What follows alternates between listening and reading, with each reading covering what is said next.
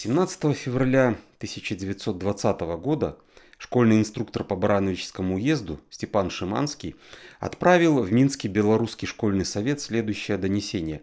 Стиль и грамматика сохранены. Донесение. Гэтым маю гонар данесці радзе аб сваёй працы ў павеце з 1 студзеня па 15 лютага 1920 году. Беларускія школы ў Барановіцкім павеце больш не адчыняліся. Іх ёсць у павеце 37, а расійскіх 67 і польскіх 35.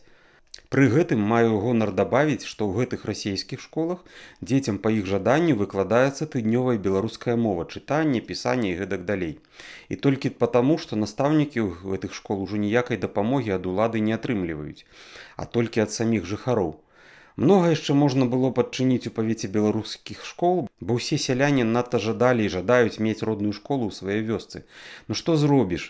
І што просьбы былі нечутны і нецікавы тым, хто павінен іх чуць. Як цяжка на сэрцы мне слухаць жальбу бедных сялян, дзеці которых засталіся ўжо 5 год без навукі, але памагчы ім усім я не змог. Хаця на кожную, якую адчыніў школу, прыходзіцца змагацца, як толькі магчыма было, чуючы грозныя словы. Будзеце арыштаваны, калі хаця б адно слово будзе сказана аб школе. На просьбы сялян дазволіць адчыніць сваю каштовую школу была адмова: пачакайце, прыедзьце на тым тыдні. А пасля Нового году адмова была ўжо адна, ўжо позна, больш школы не адкрываюцца. Якое на гэта аснаванне ёсць у ім і дзе праўда, трудна разабрацца і сказаць.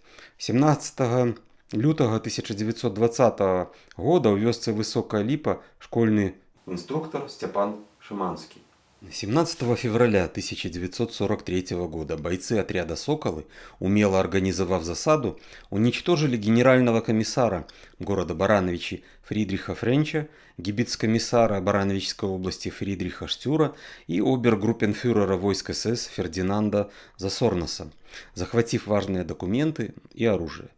В этом бою командир отряда Орловский был тяжело ранен. Он лишился кистей обеих рук, но не прекращал руководить операцией, пока не вывел отряд в безопасное место.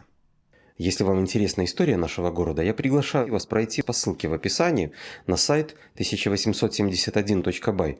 Там вы найдете массу интересных материалов, фото, видео, карты, аэрофотосъемки, интересные статьи.